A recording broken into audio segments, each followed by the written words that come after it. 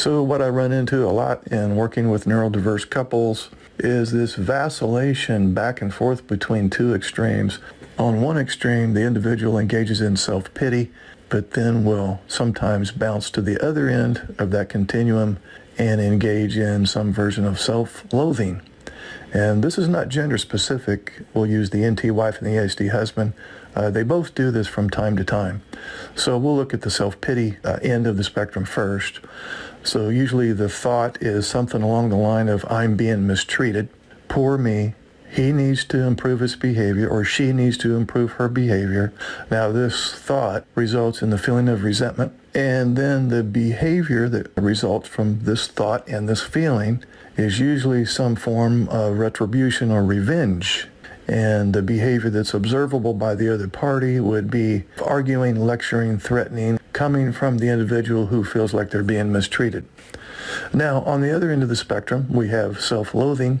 And the thought that precipitates self-loathing is something along the line of, I mistreat my spouse. I engage in hurtful behavior. It's not the person I want to be. It's not the person I used to be. I've turned into a person that I don't really want to be. And I feel guilty about how I'm overreacting to my spouse.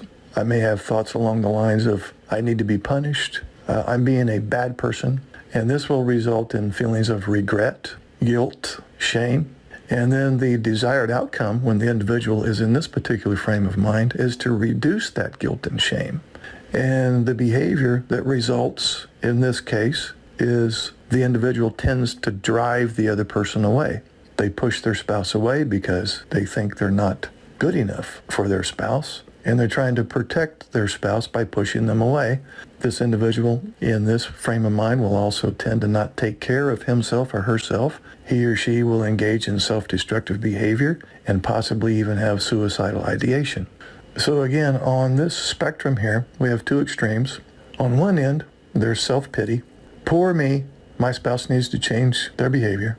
Then sometimes bouncing to the other end of the continuum, self-loathing, which is bad me, I need to be punished. Think of your autistic spouse's behavior as an iceberg. The behavior you're actually seeing is the tip of the iceberg, but there's a lot more going on under the surface.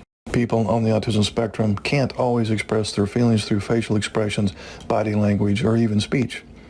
Instead, they may be expressed through other behaviors. Your spouse might be trying to tell you that he's tired, stressed, annoyed by something that happened earlier, or in need of some time alone. So don't simply assume that when he is acting out, so to speak, it's tied to him purposely being insensitive, uncaring, selfish, etc. Sometimes there will be a connection between the two, most of the times not. There's a range of reasons why people on the autism spectrum have difficulties with behavior. The world can be a confusing, isolating, and daunting place for your spouse, and it is his fundamental difficulties with communication and social interaction that are often the root cause of what you might view as difficult behavior. People on the autism spectrum can find it difficult to cope with change, whether a temporary change due to their timetable at work, or a more permanent change, such as moving to a different city. You may find that your spouse's behavior alters at times of change, but settles as he becomes used to a new environment or routine. Communication difficulties can impact on how people on the autism spectrum deal with social interactions. They may find social situations very demanding or stressful because they have to work hard to communicate with other people. These individuals often don't understand that other people hold different views from theirs. This may also make social interactions difficult. People on the autism spectrum may not understand social rules, which are unwritten rules that govern social situations, such as how close to stand to other people or how to take a turn in conversation. This is especially true if they find themselves in a new, unfamiliar situation. Therefore, social situations can be daunting and unpredictable. Some may engage in a particular behavior to try and avoid social contact. Many people on the spectrum have difficulties processing sensory information.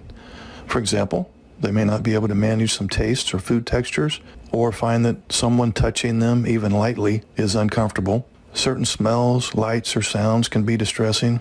Some may find it difficult to block out background noise and what they experience as excessive visual information. Instead, Sounds, lights, and other sights are all processed at the same level of intensity and lead to sensory overload. You may find that your spouse starts a repetitive behavior in stressful environments to try and block out external sensory information. These individuals can be very sensitive to subtle changes in their environment. If there's a sudden change in behavior, think about whether there has been recent change in the environment. People on the spectrum experience a number of difficulties with communication. For example, understanding what's being said to them, which is receptive language, understanding nonverbal communication, for example, facial expressions, body language, and communicating with others, which would be expressive language. Because of these difficulties, they can find it hard to communicate their needs or to understand what other people are saying to them or asking them to do, and this can cause considerable frustration and anxiety, which, if it can't be expressed any other way, may result in challenging behavior. People on the autism spectrum also can find sequencing very difficult, which is putting what is going to happen in a day in a logical order in their mind. They need to have timetables so they can see what's going to happen, when it's going to happen, and plan for it. However, unstructured time, which can be noisy and chaotic in some situations, may be difficult to deal with. This is because it's difficult for them to predict what will happen and how they are expected to behave. So you may find that behavioral difficulties in your spouse occur more in transition times.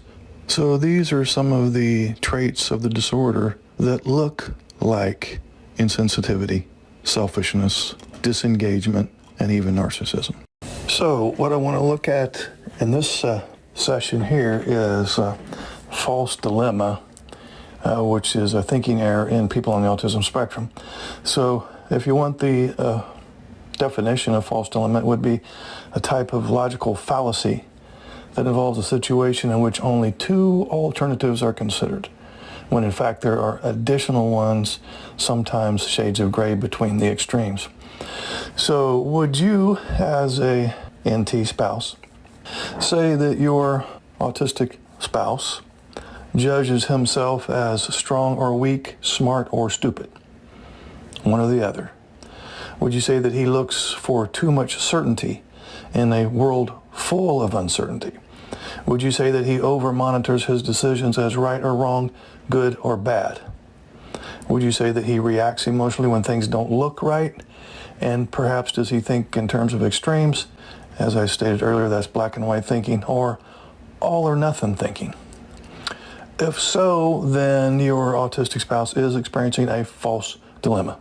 In other words, he believes that he's stuck in an awful predicament when in reality he's not. So when people on the autism spectrum fall victim to a false dilemma, they've mistakenly reduced an entire spectrum of possibilities down to the two most extreme options, each the polar opposite of the other without any shades of gray in between. So often those categories are of their own creation, and they're attempting to force the world to conform to their preconceptions about what it should look like. So a false dilemma means seeing the world only in terms of extremes. If things aren't perfect, then they must be horrible. If your autistic husband isn't brilliant, then he thinks he must be stupid. But in real life, situations are almost always shades of gray, almost never black or white.